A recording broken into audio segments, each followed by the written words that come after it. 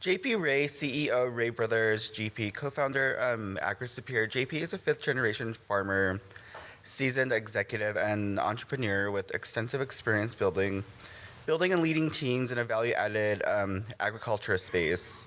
He currently operates an 11,000 organic acre farm with his brother David.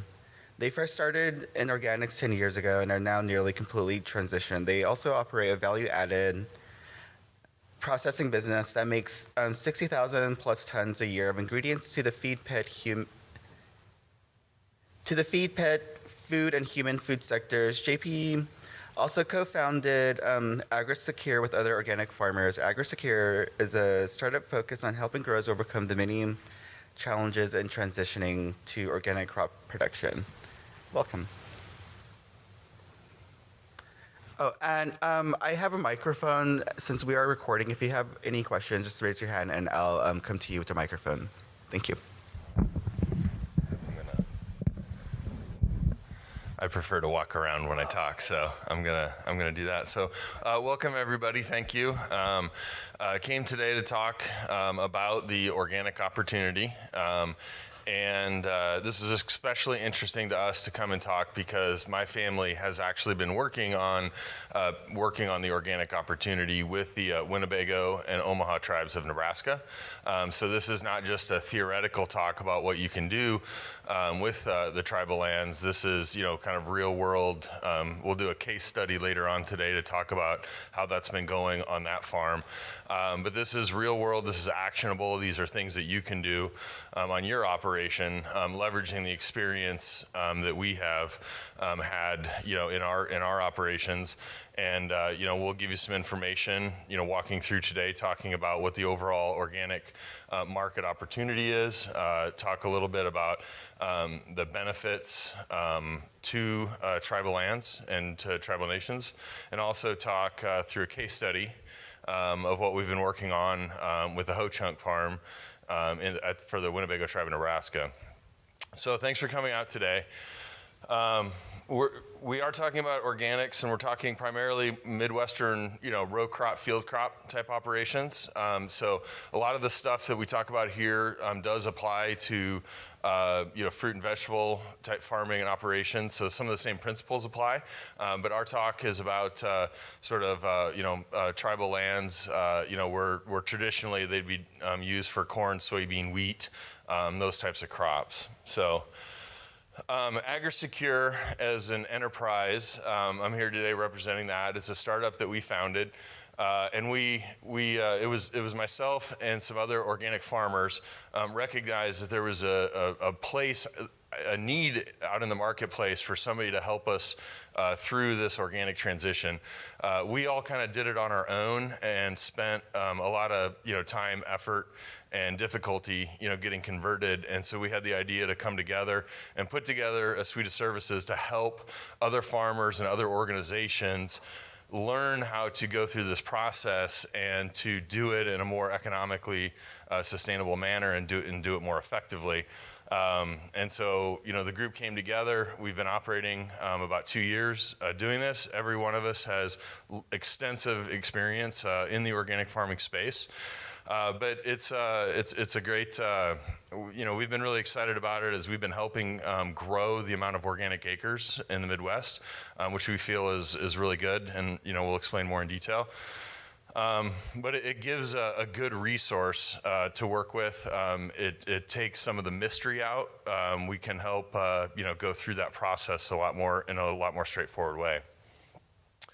And the way that we do that is that we have a turnkey platform. There's more information on here where we help through the entire process. From farm planning to understand operational, executional, and financial, how we would optimize that. We have world-class organic production expertise. We handle all the stream certification, support, and record keeping. And then also help with the crop marketing. So we can help with the entire system of organic farming on this. And that's what's really unique about our business is not only do we help with the whole system, but we're actually farmers that have all done this ourselves. So that's an important differentiation, that we have, as this company. So that's just a little bit of background on us. I want to talk through the organic opportunity now. So the organic market is huge. It has been growing very rapidly, growing at upwards of almost 10% annually, while conventional, traditional non-organic foods are growing at about 1%. So just incredible growth. And what's really fascinating to us is that this is much more mainstream. Organics are much more mainstream today. This isn't a small niche. This isn't something that those, just people on the coast or something like that eat. This is everywhere. And in fact, over 80% of households in the United States have purchased organic products in the last 12 months. So that's everywhere. That's nationwide. That's full coverage. It's upwards of 5% of total foods now, and continues to grow very rapidly. So as you can see, organics have definitely reached over a tipping point to where they are an important part of our food supply now. They're not just a small niche, out on the fringes or something like that, where we're not sure where the market's going to go. Excuse me, if the opportunity is going to be there tomorrow. I mean, this is massive, and this is mainstream. So what's been so to be fair, a lot of the growth so far in the space has been organic fruits and vegetables, things like that. Pretty much any grocery store you can go to, a lot of your vegetables and things like that you can source organically. What's really changed things for farmers, is the demand for meat and poultry, primarily dairy, but also poultry, has really taken off recently. And the reason being is that, with some of these products, like with chicken, you can produce a chicken organically at a reasonable premium over conventionally produced chicken, and do it in a way that the consumer finds a palatable, price difference. So if I go into the grocery store and there's maybe like a $2, per pound chicken that's conventionally produced, you might find the organic version for $3.5. And the primary predominant purchaser of organic foods are moms. And so they're buying these products to, do something better for their children. And so when you look at things, you think of organics as being a luxury good.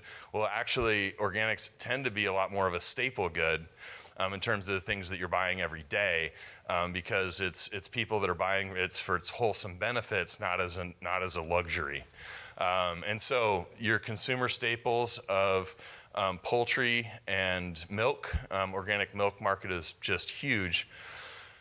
These animals require feed grains, and that's what has changed in the marketplace for farmers in the last 10 years here, is the demand for these feed grains and field crops has just been growing incredibly. Organic fresh meat of all forms growing at almost 19%, while the total meat market has actually been slightly shrinking. So that is what is driving a lot of the changes, and that's where, as landowners, we have an opportunity to take advantage of these economic opportunities put in front of us.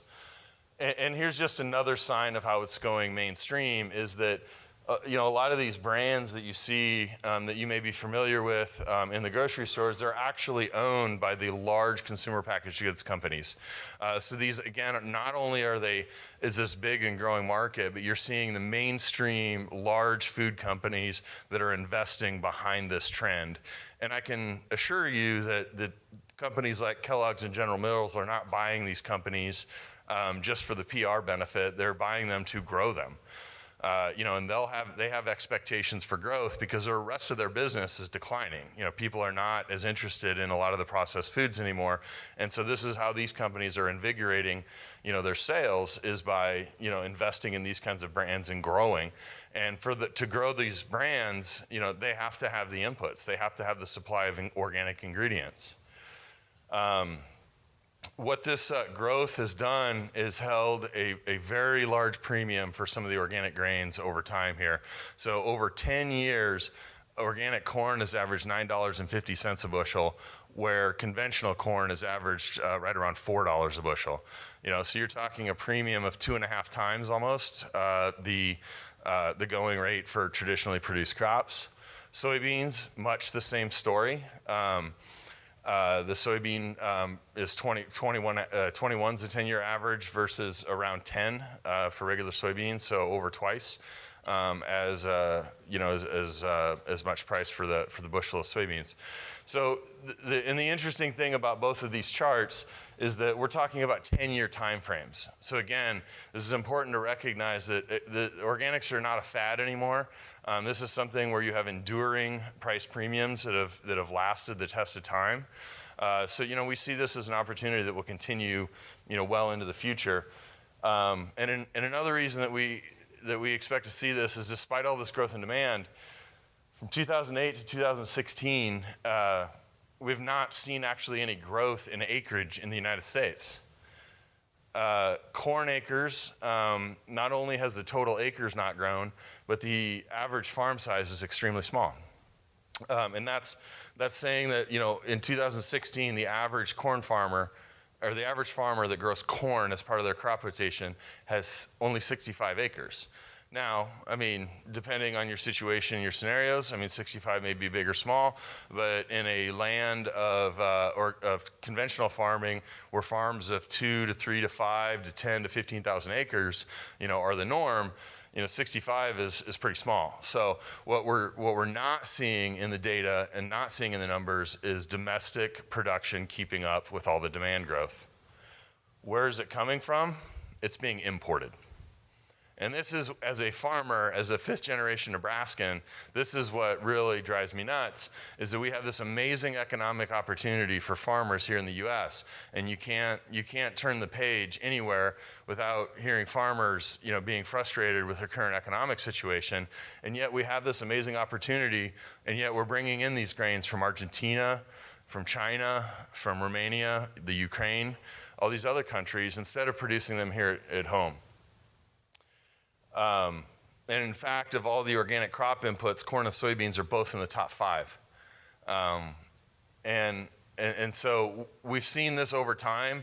The production has stayed basically steady, but this increased demand, all of the demand growth is being filled by imports.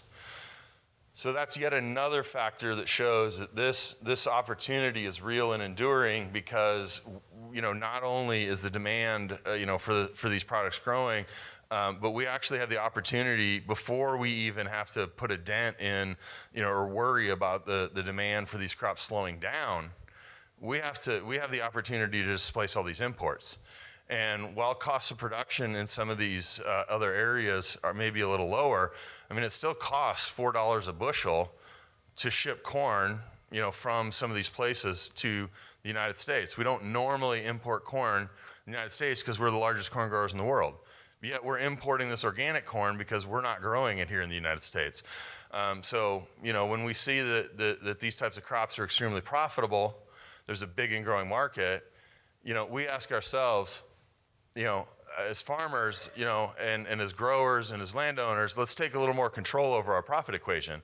Because we can have, this is the economic reality for Midwestern farmers right now, is that the 20-year average for profitability for conventionally raised crops is a break even.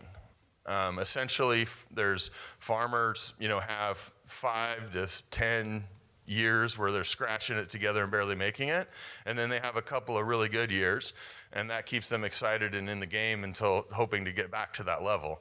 But the reality is that most farmers are at a break even, or if they're really good operators and really effective, they're running a small profit, but it doesn't compare to the profit opportunity in organics. We have several fields in our operation that we're producing, profits of $800 to $1,000 an acre. And so translating that into a landowner, perspective, a lot of the land that we're renting is being rented at $200 to $300 an acre. And that's a break even, and that's about all you can get out of that land value is about $200 to $300 an acre. Whereas in an economic system here, there's $800 of profit, that can be shared between the landlord and the farmer. And so whether as tribal members that have farming operations or not, this is an opportunity to, dramatically change the profit equation. The simple question is, which one do you want? I mean, I know, we prefer the bottom one. It makes a little bit more sense for all of us. So that's a little bit of an overview of the organic market as it relates to these field crops and field grains. I would, just like to take a short little pause here and ask for questions or discussions to try to help understand, any of this. So I'm Steve. I'm with AgriSecure as well. I'm the non-farmer of the group. I continue to have a lot of questions for our team. So one of the questions I have, and maybe just by a show of hands, of those in the room, how many of your organizations have considered or are actively conducting organic farming on your lands? Have any? And so of those that are any of you, of those who have considered it, would anybody like to share what are some of your concerns, or what are some of the questions you have that may be preventing, or some of the challenges that you've encountered that are preventing making the jump or becoming an active organic farming operation, or having active organic farming happening on your lands? Hi, I'm Travis Stone from Shoshone-Bannock Tribes, and we have, about 68,000 irrigated acres that we do leasing on every year. But in Idaho, organic hasn't picked up. It hasn't been big. We've been trying to push it, but a lot of the farmers are so used to conventional farming methods that there hasn't been a lot of reception towards organic, and even trying to partner with the tribes on organic. Some of the fields just die off pretty quick. So we're not sure how to really push the organic on farmers, and maybe even try to get farmers from outside the state to come onto the reservation to try to lease and get that going. So that's been one of the prevention, that's prevented us from really pushing organic. And that's something that a lot of people within the administration and the council really want to see is organic really pushing up and getting bigger, but we just haven't been able to find the farmers to want to do it. So, we don't grow a lot of corn there. It's mostly potatoes, wheat, and alfalfa. Just haven't seen the market pick up for those. Yeah, I'd just like to, kind of respond and comment on that a little bit. To the last point about it not being corn and being more alfalfa potato country, these are all field crops, and basically the same principles apply. So, so just use your imagination a little bit when I use corn as examples. Because when you mention potatoes, organic potatoes are just breathtakingly profitable. They make this organic corn numbers look, like, we're in the poorhouse. It's just crazy what organic potatoes go for. But you are experiencing what a lot of people have experienced. Your experience is not uncommon. It's not Idaho. I can assure you that it's not Idaho. There are not organic farmers at scale. So when I go back and I look at, you're talking about 60,000 plus acres. So you're right, kind of in my way of thinking of the world, with large land bases. With the average organic corn farming, 65 acres, you can see like these are not large scale progressive farmers. Our farming operation at 11,000 acres is one of the largest organic farms in the United States. And I'm not sitting here, I'm not saying that to brag or anything like that. There just are not very many large farmers. In the conventional side, we're not exceptional at all.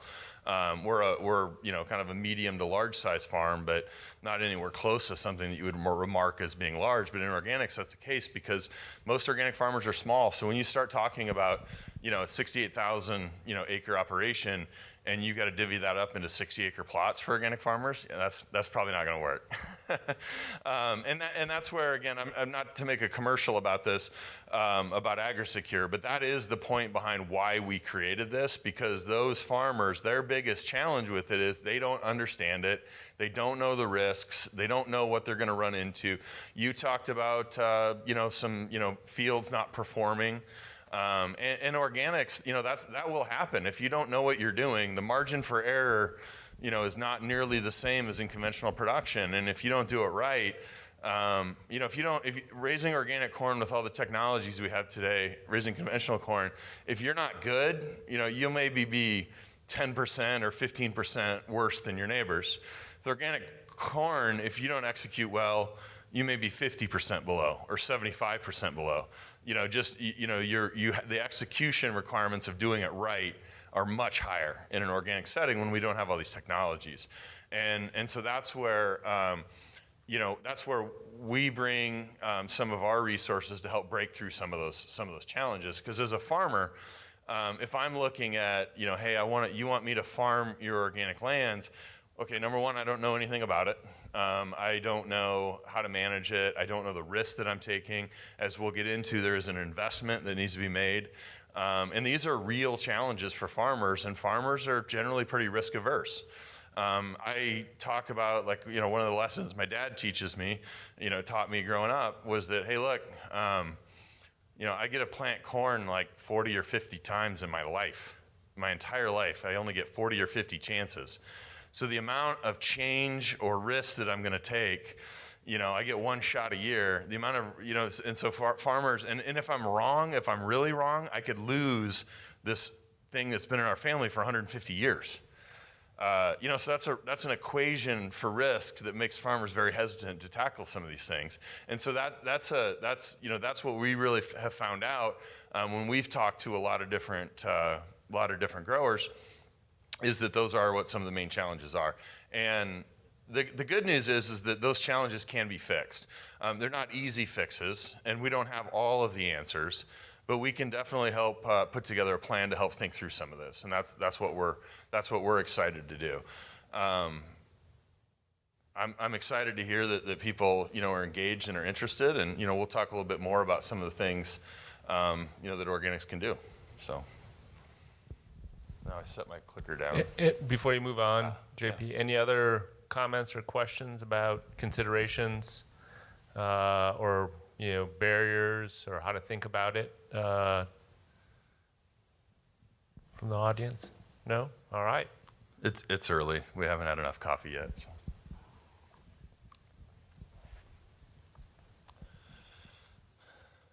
So I just gave one of my dad's little anecdotes, but my grandfather was the one that taught us that if you take care of the land, it'll take care of you. The land, that we have, we treat it, we farm a lot of ground that we don't own, but we treat it as if we did. Because if you continue investing in the land and treating it in the right way, it'll take care of you. And that's what's problematic today about most of the agricultural commodity industry, is that we're not taking care of the land anymore. You ask any farmer if they take care of the land and they'll say yes.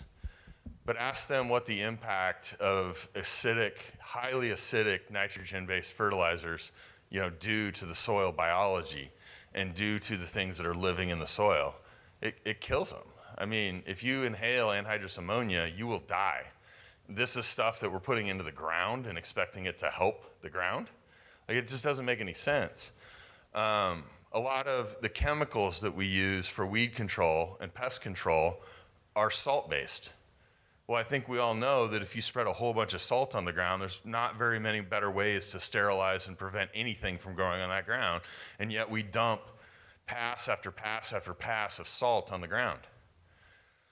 We don't, we monoculture everything. Just one crop at a time with no other biology going on. Lots and lots of things we'll talk through here in more detail. But in general, farmers today are not taking care of the ground. I'm not like a tree-hugging, Birkenstock-wearing hippie farmer. I just know what my grandpa taught me. And, we have to take better care of the ground than what we're doing right now. And the cool thing for us is that organics are a way for us to be economically successful in a way that also takes care of the ground and does what we want it to do.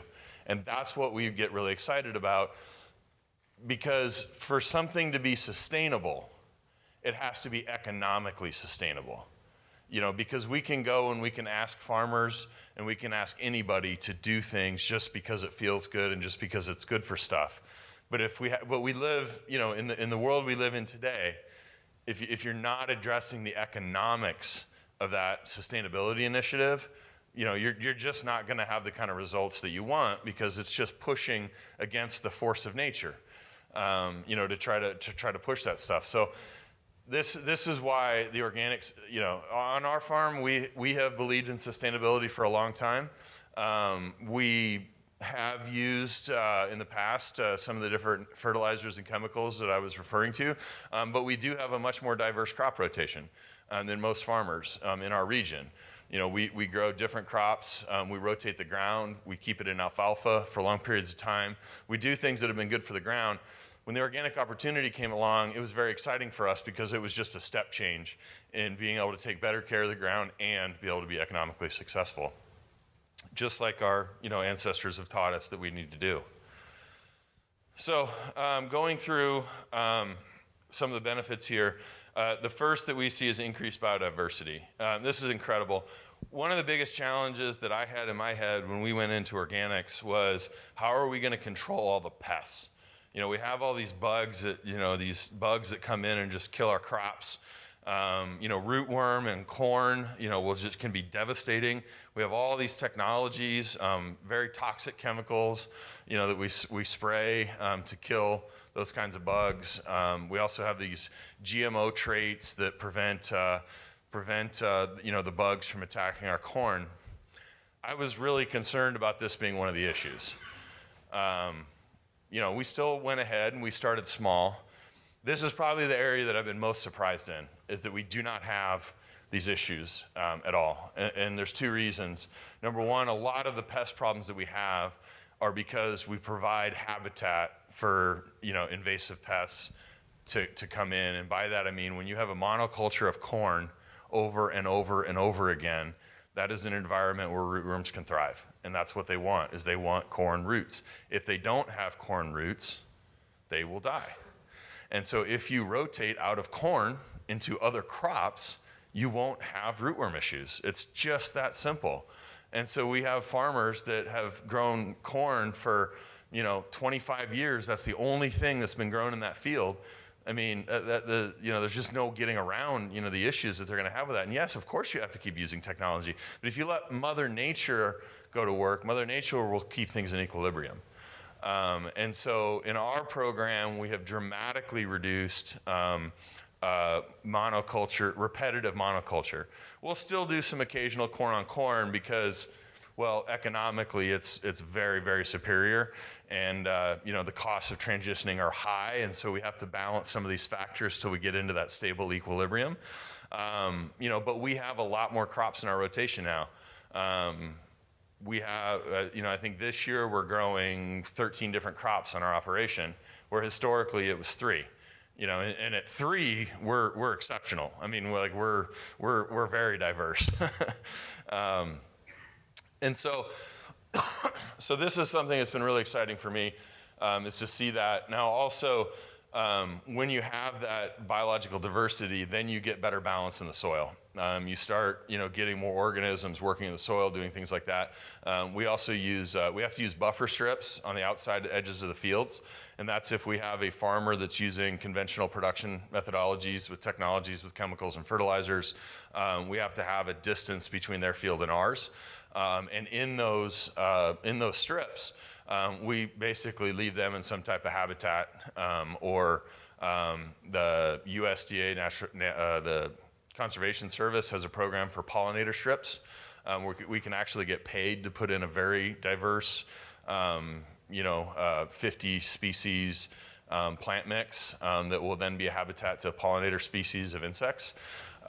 You know, and we're, you know, you get paid to do that. And it's something that we have to do anyway with these buffer strips.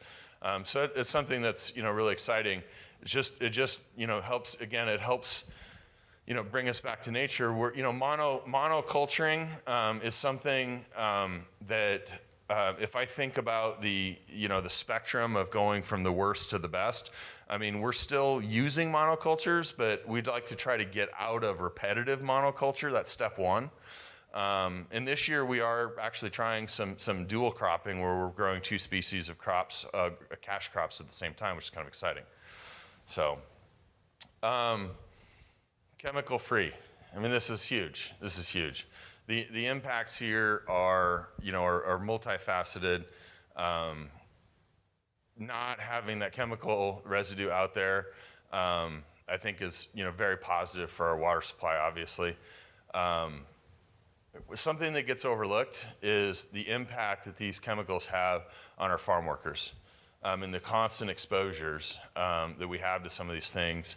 We're a family business where we are, and we care a lot about our workers. And this has been one of the things that's been great for me personally, is to have that satisfaction knowing that we're not putting our workers in the presence of those dangerous, toxins anymore. And that's very exciting. And also that chemical just kind of reinforces, number one, when you're not killing things, with your chemicals, you're not killing off the bad things, but you're also not killing the good things. And so it's reinforcing to the biodiversity side of things. And as I mentioned before, a lot of the chemicals that we've been using are salt-based.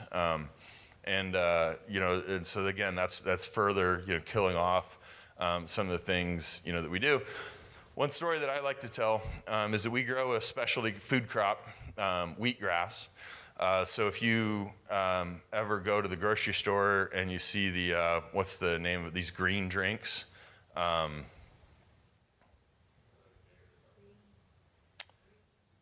Yeah, like superfood stuff, or there's a brand that everybody thinks of that I just have lost. But anyway, where we sell this, we have to do some very strong testing for residues and things like that, because the consumers of these products are much more interested in ensuring that, that these are extremely healthful and toxin-free. And when we first started growing this kind of stuff, we were growing it on an organic field that had been organic for about 3 years, and it had been an alfalfa prior to that for like 6 years. And so about 10 years ago, when we were planting that alfalfa stand, we had used a chemical called atrazine. And when we sent these products in 10 years later, there was atrazine residue still in that field. And now, to be fair, this was like at 1 or 2 parts per billion.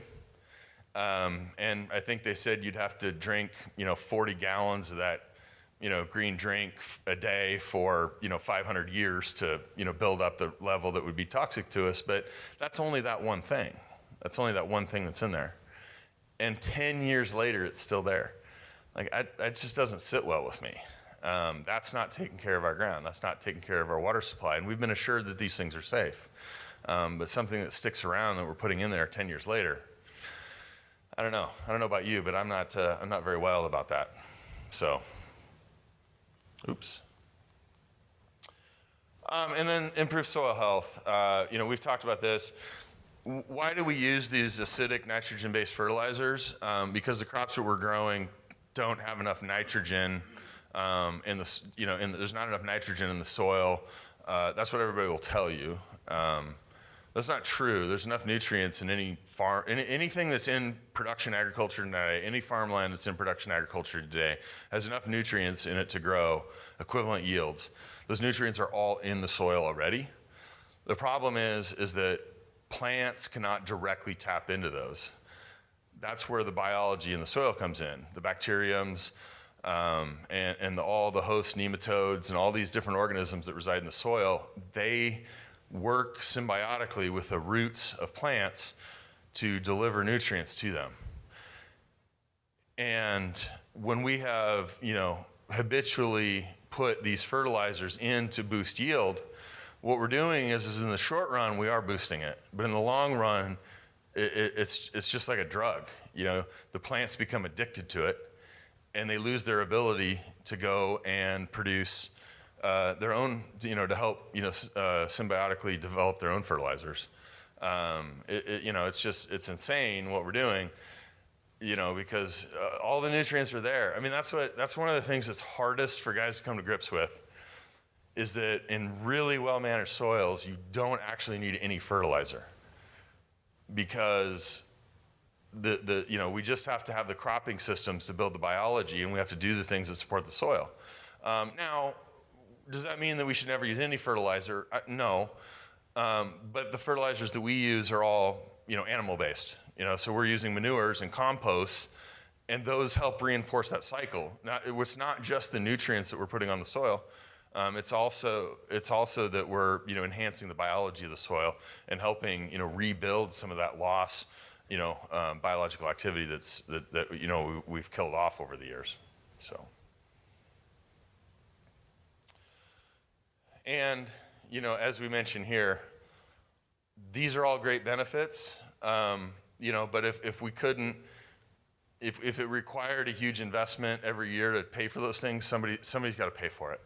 And that's the beauty of organics, is that you can go from a break-even system, to a system where there's hundreds of dollars per acre of profit opportunity to share.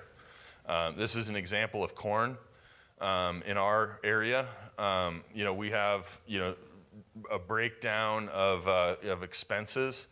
Our yields on organics are fairly comparable to conventional. We're still learning how to get better at it. Our best fields are on par with traditionally produced corn. We do have some laggards where we're still learning, some things that, ding us on production. But overall, our productivity is pretty close. The prices are obviously much better. And the expenses are in the ballpark, pretty similar. And this is coming from, basically directly out of a conventional system.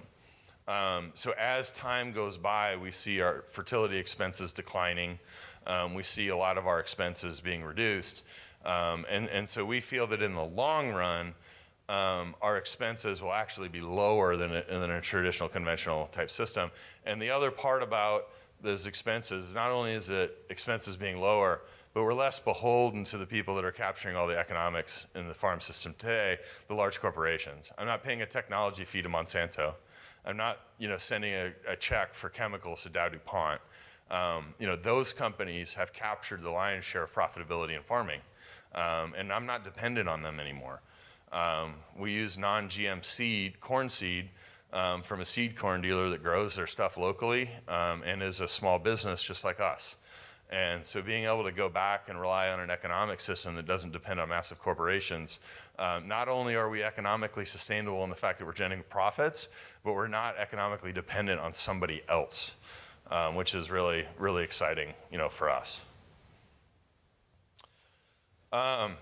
As we talk about transitioning from a conventionally produced to an organically produced system, we kind of think of this as like a three-legged stool, or interchangeable cogs here, where we have to, there is an investment in going into organics. There just is. There's just the reality of it. And so we think about this kind of as these interlocking factors of economics, management, and agronomics. If we want to do what's absolutely best for the ground, we can't optimize on management and economics. If we do what's absolutely best for the ground, that's going to be really, really expensive, and the investment required is going to be very high. If we lack any management skills in our operation, we're going to have to do something that sacrifices economics or agronomics to get there. So these factors have to be in balance. If you have unlimited funding, that'd be nice, but maybe you don't need to worry about economics. But I think most of us do. And so in the transition program, we have to address all these. What kind of investment can we make? Do we have a system in place? When you talk about farmers not wanting to do this, a lot of that is because they don't have the training and techniques. And this is just picking on you a little bit, just saying that, like, if you just tell farmers, well, you need to do organics, but don't provide them any tools, we're not giving them the management tools that they need to be successful in that system. So a lot of times farmers are lacking in this, and so we may need to provide that to them. And then agronomics, as we transition through here, if you're just focused on not losing money, you're not going to pick a crop rotation in the transition phase that really optimizes that. And a great example is we transition through alfalfa. Let me jump ahead here. We transition through alfalfa, and it costs us money to do that. But one of the big benefits of alfalfa is that you harvest the alfalfa multiple times a year. And in doing so, not only do you harvest the alfalfa, but you harvest any weeds that happen to germinate along the way. And so you're reducing the weed seed bank in your soils, which will make it easier for you to manage weeds when you're truly organic. But there's some losses involved with that. And, not in our area, not everybody grows alfalfa, and so you're talking about maybe taking a crop to somebody that's never grown it before, doesn't have the equipment, doesn't have the tools, doesn't have the know-how and knowledge. And that can be a big ask. So, that's just an illustration of how we have to balance all this kind of stuff. And then in certain, essentially you have to think of it as you got to invest now for benefits later. And so any conversation around going organic, we have to address this economic factor. If we just go into it saying like, hey, organics is the best thing in the world, let's all go there. Somebody's got to come to the table with this economics, to address this, because just asking farmers to do it all on their own, right now farmers don't have that amount of money to invest in this kind of thing. I mean, the farm economy has been very bad for many years now, and farmers are very hesitant to do this. So, I just say this that's kind of some of the, we get all excited about the opportunity. This is right here. This investment up front is the number one barrier ultimately to organics. The rest of the stuff can be solved pretty straightforward manner. This is the one that really stings. But the results done properly, these are all pictures of organic cornfields from last year. You couldn't tell the difference between this field and the neighbor's field that was conventionally produced. They yielded the same, beautiful big ears. You see down here, no weeds in there, just the absence of weeds, uniform stands. This is what can be done in a successfully managed, operation, is that we can also have fields that from a perspective that we can be proud of in terms of, not being a gigantic weedy mess and everything like that, So that kind of walked through an overview here.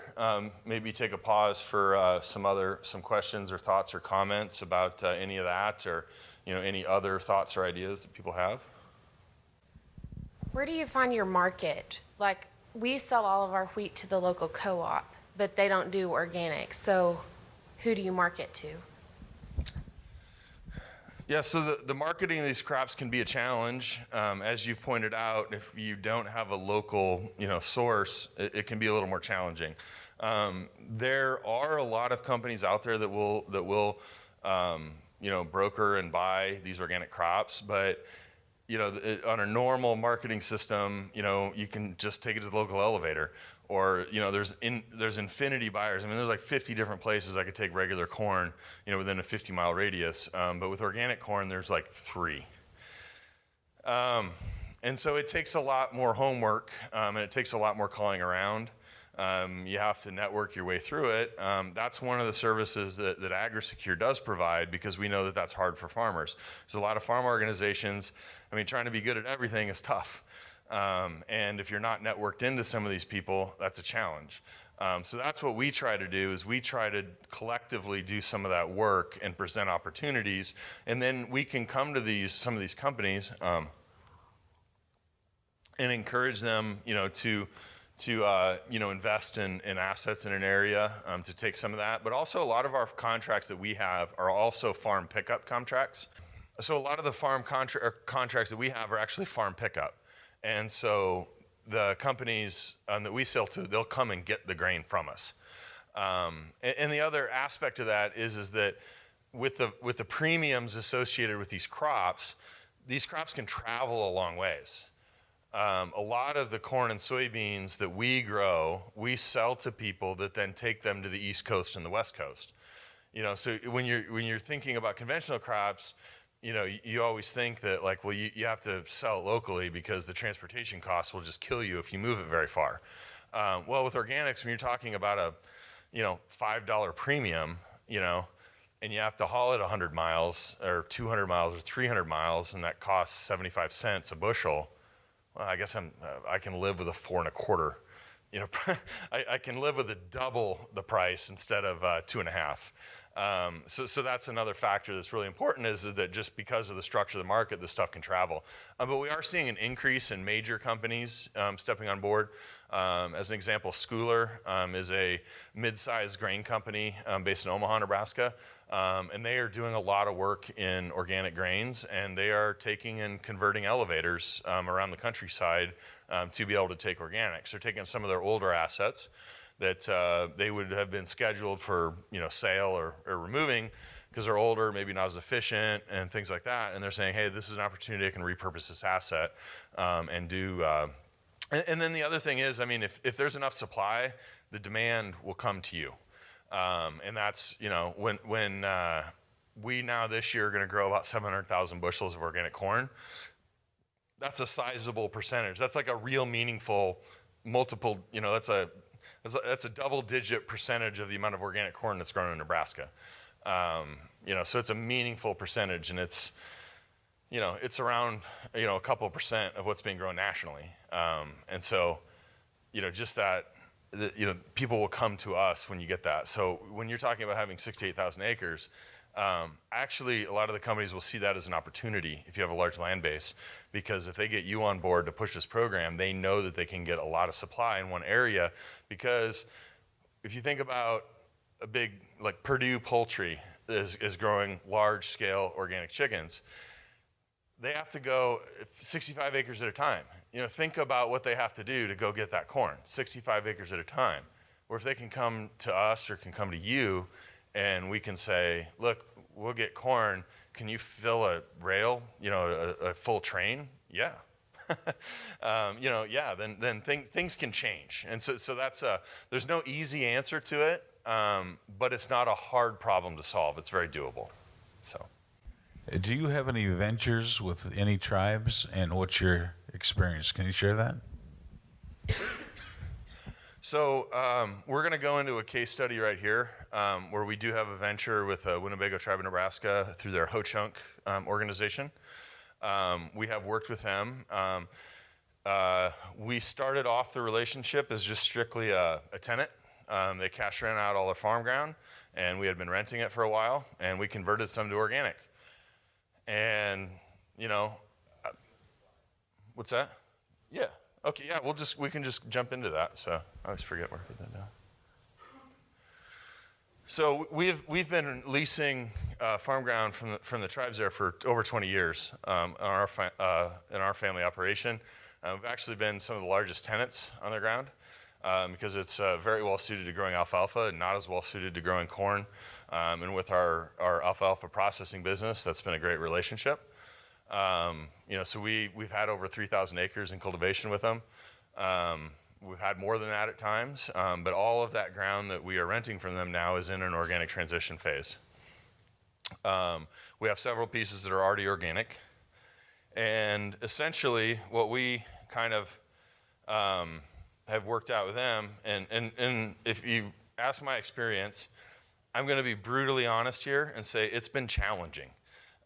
It's been challenging to work directly with the tribes as a tenant farmer because of the complex, I'll say this politely, the complex mix of stakeholders that may not all have the same objectives make sometimes for some challenging relationships.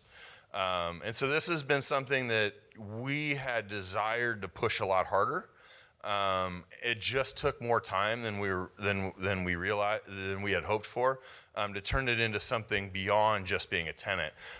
But I'm really excited and happy to say that we're at that phase now. So the Ho-Chunk organization, as a for-profit,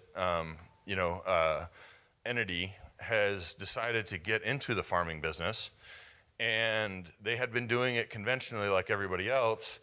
they saw what we were doing, were excited about it, and said, we want to actually do this ourselves. And this is the way that we can be more sustainable and work together.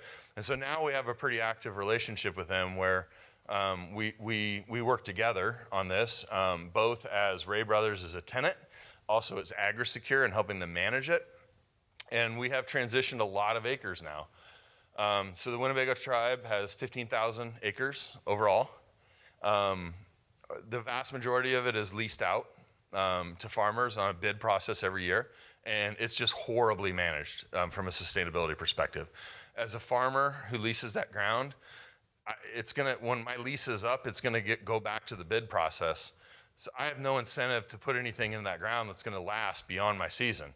Am I gonna spend a whole bunch of money? You go back to the investment slide, am I gonna invest a whole bunch of money to go and turn that into a better field? No, I mean, that's what happens is people, we call it strip mining, effectively. They just essentially remove all the minerals. It's just very poorly managed ground. And that's the result of a, short-term focused, cash flow focused leasing situation. And that's pretty common amongst a lot of large groups. So through the course of the years, we kind of landed on this idea with them of using the organic system, as we're talking about today, to help them capture more of the profits of this. Instead of cash renting it out and getting $100, $200 an acre for this ground that is not terribly good anymore, let's have an opportunity to not only increase the productive capacity of the ground, but also capture some of those profits for the tribe itself, instead of just allowing farmers to do this.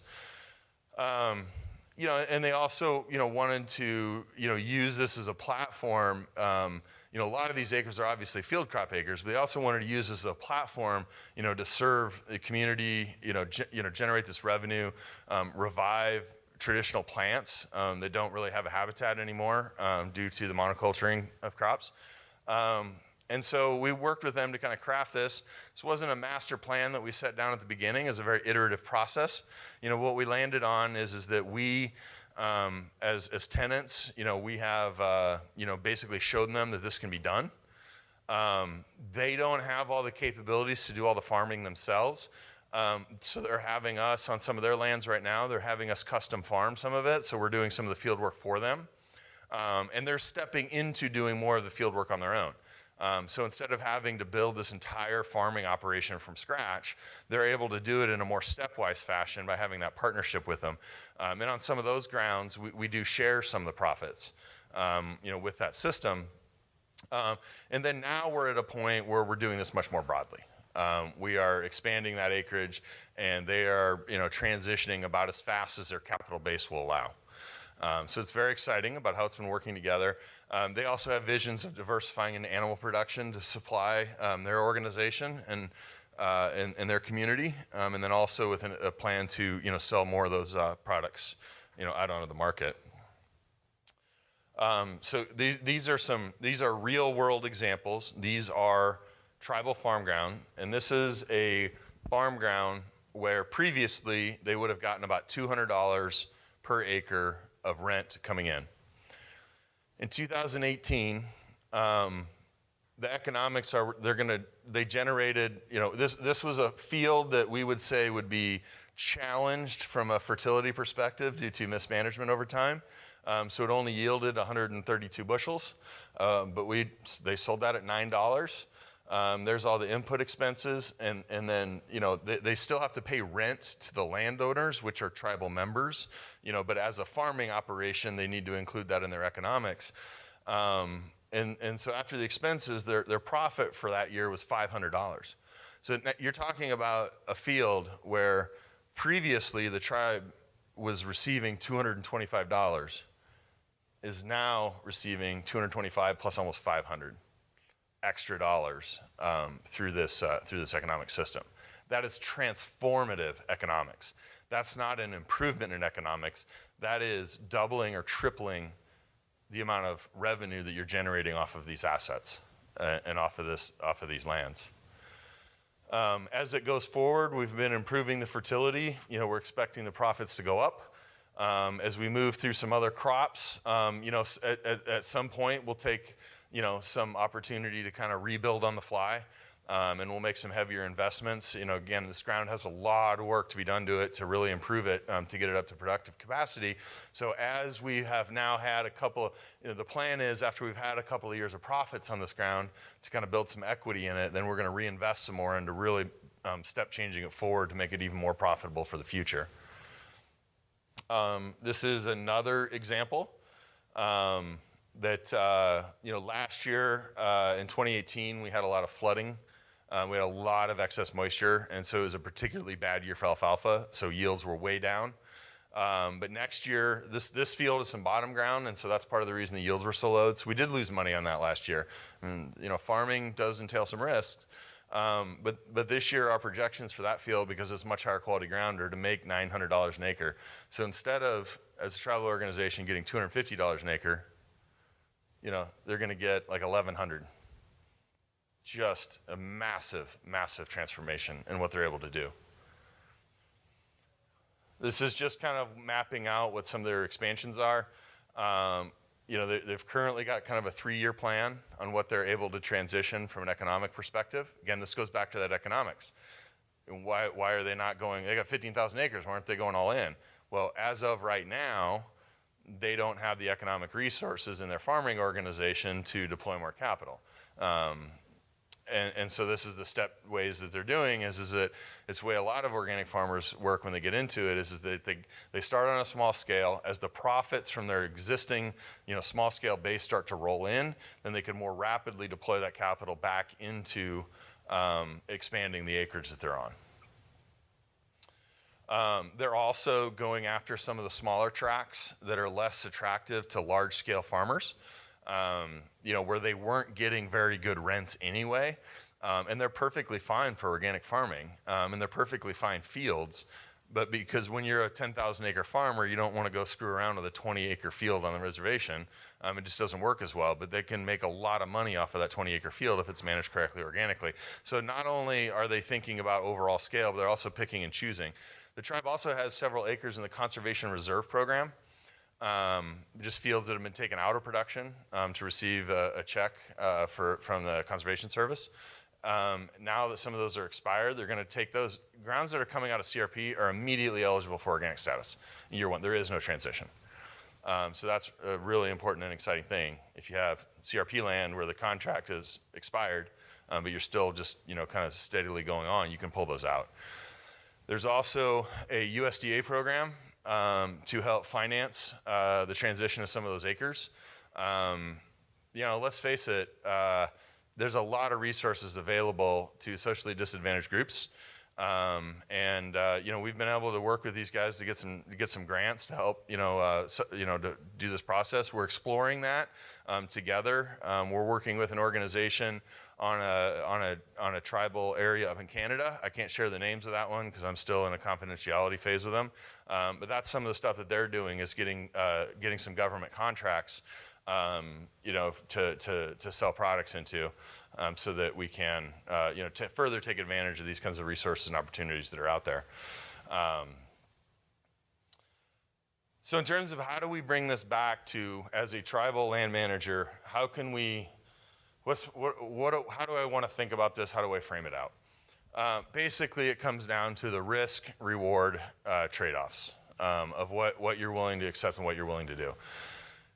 As a lot of lands are cash rented out to farmers, with just straight cash rents,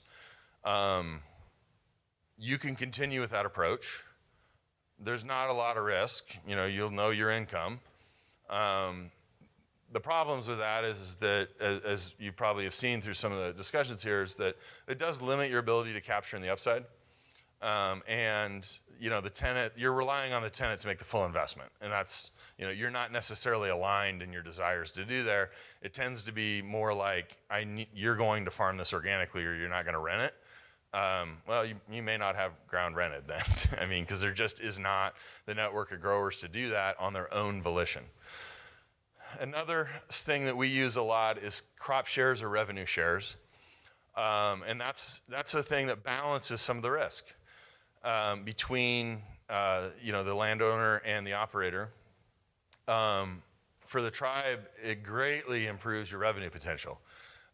Because, you know, if we have revenues of $1,500 an acre, instead of 700, it's a lot easier to develop, you know, an economic split that, you know, can get us much higher, you know, kind of rental income on, you know, on that kind of share basis. The challenges are that, I mean, it's unpredictable cash flows then. I don't know exactly how much I'm going to get. If you're using a straight revenue share through the transition phase, your revenues will probably actually go down during that transition. But you are sharing some of the investment. You're making it easier for the farmer to get on board. Now, what the Ho-Chunks are doing is they're actually moving to the last one, which is to operate. This is where you can see the truly transformative economic potential. They're creating jobs. They have greater control over the land because they're doing it themselves. It does require investment. That's why they're not going out and doing this on 15,000 acres, because they have, you know, resources, you know, and those resources will grow as they prove themselves. You know, but it does require a lot of investment.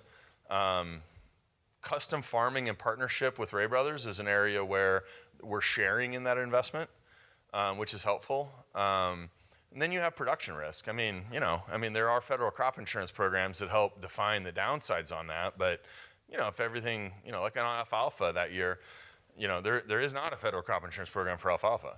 And so when there is a revenue loss on alfalfa, that goes straight to the bottom line. I mean, they lost money on that field because it didn't produce. And also, while the profits can be very large, they're not as predictable. And so it can be a situation where you get used to a large revenue stream coming in from this operation, and then you have a bad crop year, all of a sudden there's no money. And so available for distribution. So to the extent that you're you know, expecting that's where you can see some interruptions if you're not, you know, managing that and basically retaining some of that money to cover some of the downtimes. So those are some of the challenges and different ways to think about it. You know, AgriSecure as a company can help with each of these and can help design a system to work with tenants. That's part of what we do is to help either work with existing tenants.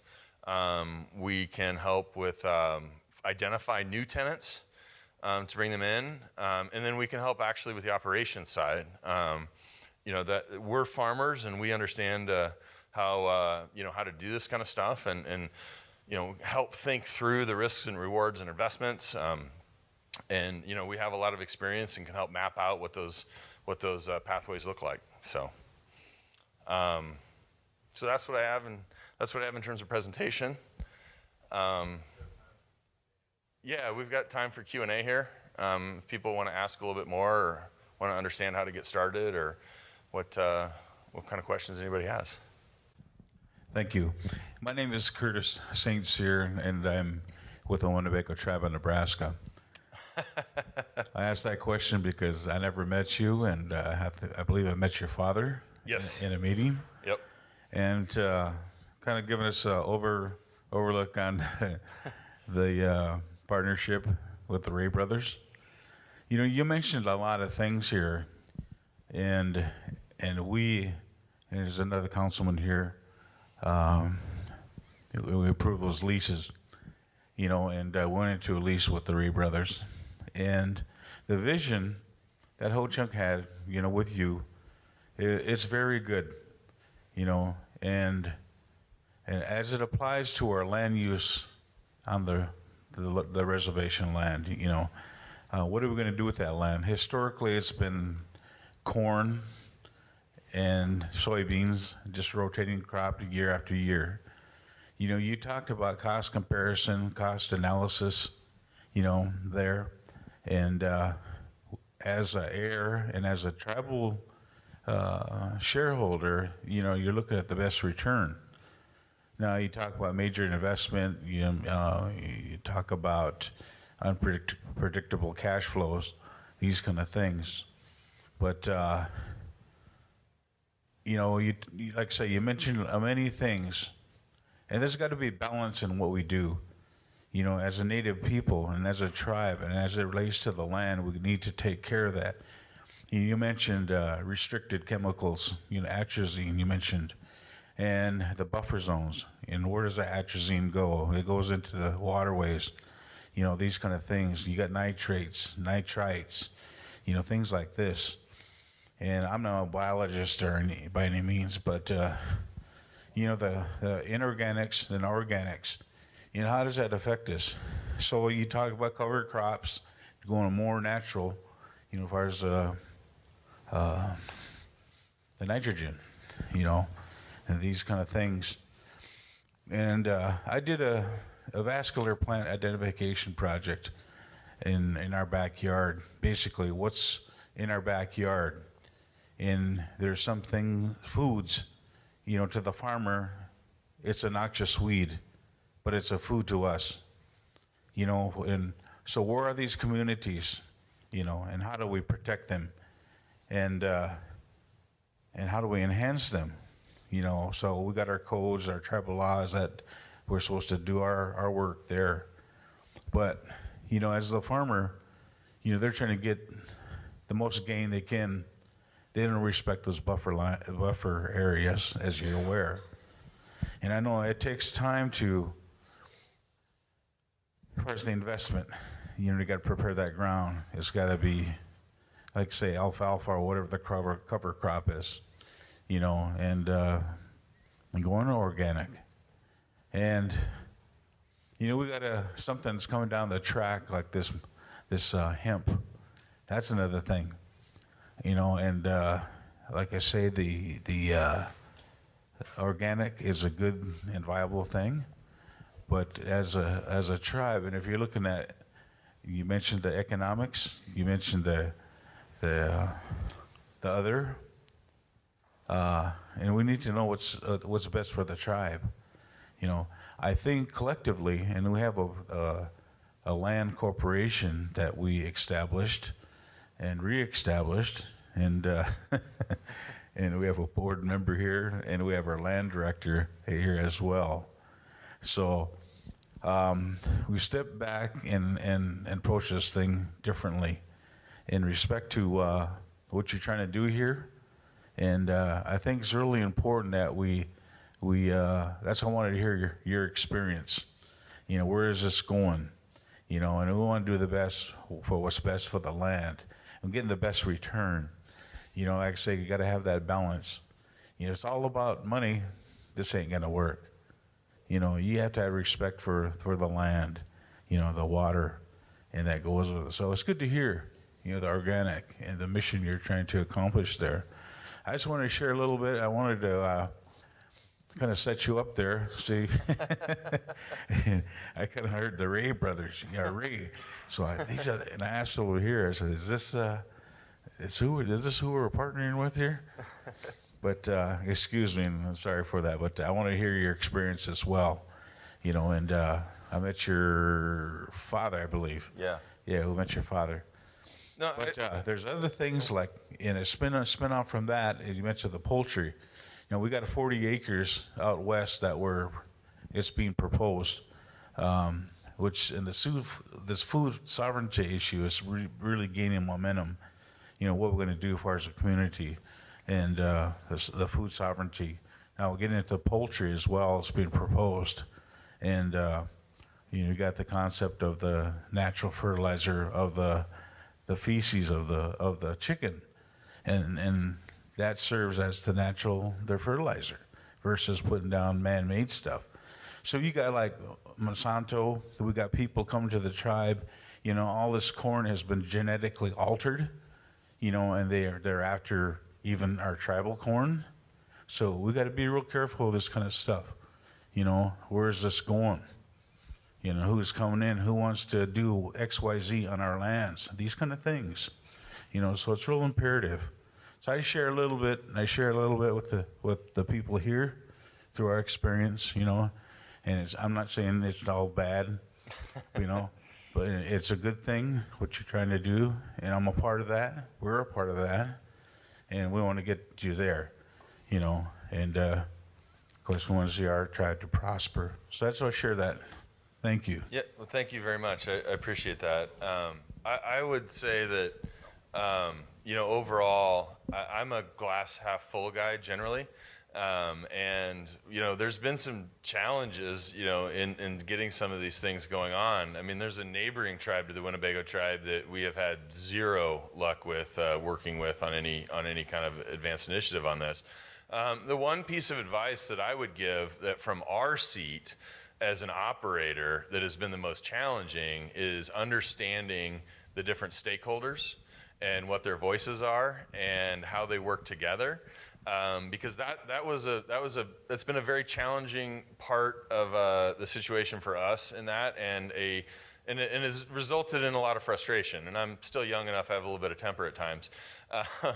But it's very important that to engage on something of this magnitude and this scale. This is something, and I love the sentiments that you shared.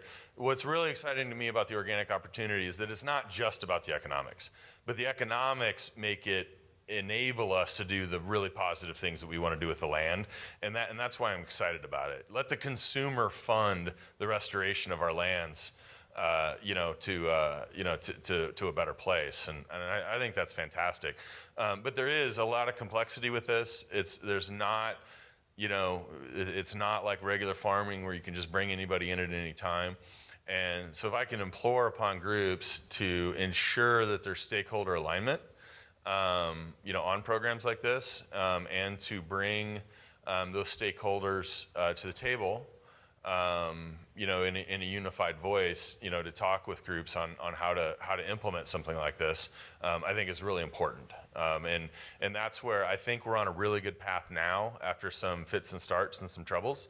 But we probably cost ourselves a couple of years in terms of moving this kind of stuff along faster, because there was not necessarily unified voice and vision on how to start to implement this.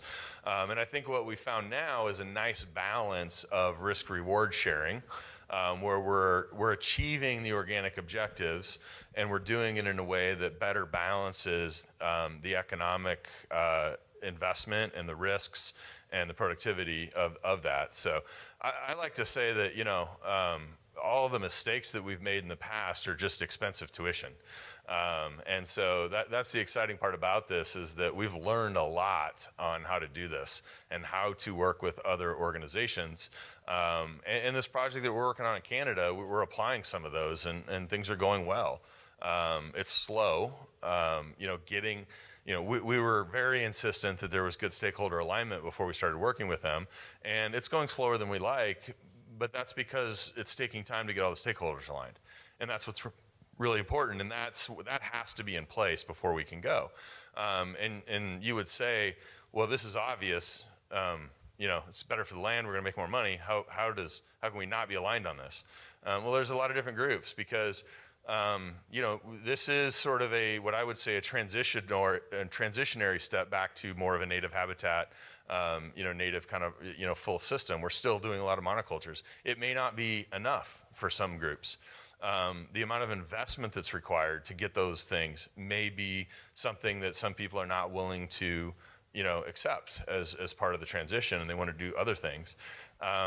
So getting everybody on the same table, thinking about it as a step process of let's do this on a certain percentage of our acres, and then let's work on that as a group. Let's demonstrate that it does work and build credibility within the broader community, that this is the right move. I think those are examples of some of the steps that I would say that we've learned that I think are really important to making something like this work.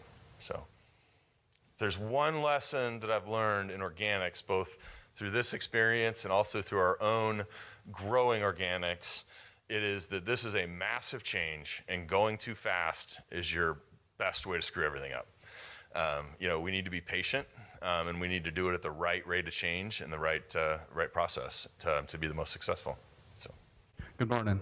I'm from the Ho-Chunk Nation in Wisconsin, and my question for you is: we're talking about organic farming, and what is the process of getting the land that you farm organically certified? Like how many years, is it in this book? Yeah, some of that information is there. I'll just jump back. I actually skipped over the slide because I was trying to make another point. Oh, did I? There we go. So the process to get, so when we talk about organics, like what does organic mean?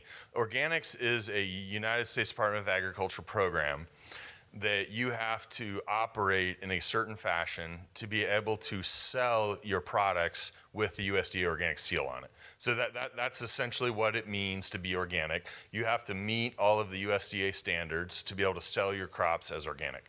And so the USDA standard is that you have to be, you have to be farming organically for 36 months of time from basically, we call it the last prohibited substance date. So the last time you used an unapproved substance, 36 months from then, you can harvest your first organic crop. So in the Midwest, on a crop year system, this means that if I don't apply anything, like last fall, let's say I didn't apply anything last fall. So the last thing, a prohibited substance that I applied on this field is some fertilizer or some chemical in the spring of 2018. 2019 is a transition year. 2020 is a transition year. 2021 is the year that I can then certify organic as long as I sell the product or the product is harvested 3 calendar years after the last date that I applied something. So if I applied something on June 1st of 2018, as long as I harvest after June 1st of 2021, I can sell that as organic. So a lot of people talk about organic transition as a 3-year program, but if we manage it properly in terms of that first year of how we put things on in the fall and different stuff like that, we can actually accomplish it in 2 crop years. So we're talking about the investment of 2 years, and during those 2 years, you're basically, and this is the challenge, is that you're farming organically, with higher costs, more inputs, things like that, lower yields, and also without crop insurance. The crop insurance on the transition crops is very, very low.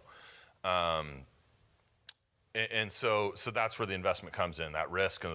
And so you're doing that, you can't sell your crops as organic. And there is not really an effective transition market. So that's basically what the process is. In that 3rd year, when you go due to get certified, that's where you have to engage in a certification process, where you have to, as anything with the government, you have to fill out, 50 pages of stuff to show that you're farming it organically. And an important note is that the certifications are actually issued to the farmer, not to the land. And so the farmer has to basically agree to farm it organically. It's not, and so as part of that plan, the farmer has to show that the land that he's farming has been managed organically.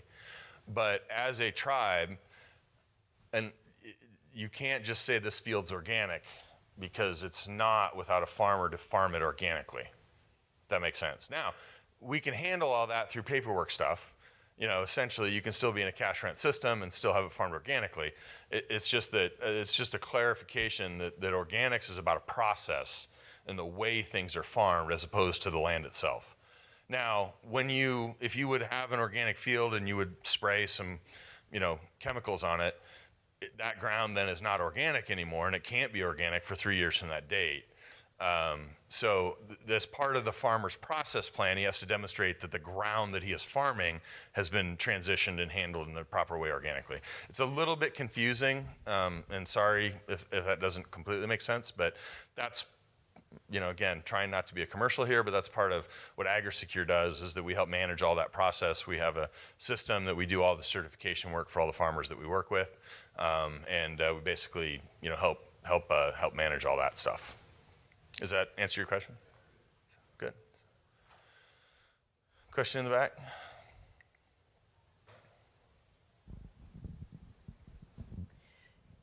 So then, after the 3 years, is it profitable at that point, or do you still need to rotate other crops in order to make the soil rich enough to give you a good crop? Yeah, and this goes back to some of those trade-offs between economics and agronomics. There are crops that are more profitable than others. Corn and potatoes are much more profitable than some of these other crops. Potatoes are extremely hard on the ground. So you have to rotate at some level. The question of how intensely you rotate and what crops you rotate through will dictate if it's profitable or not.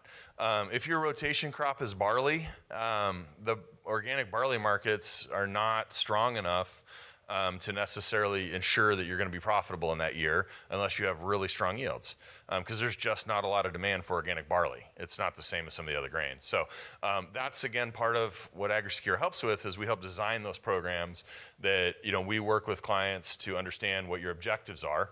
Where do you sit on that risk-reward framework? Where do you sit on, the trade-offs between economics and land sustainability?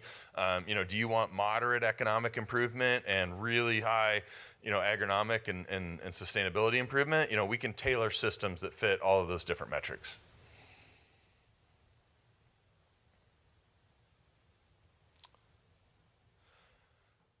Okay. Well, if there's no other questions, we'll be here for a little bit. I think Steve's staying through the day. I have to take off before too long, but we'll be available to answer questions. Please take any of the materials. Would love feedback on the feedback forms if you can. And if you'd like to talk more about this opportunity, please fill out a card. As part of our presentation here today, we will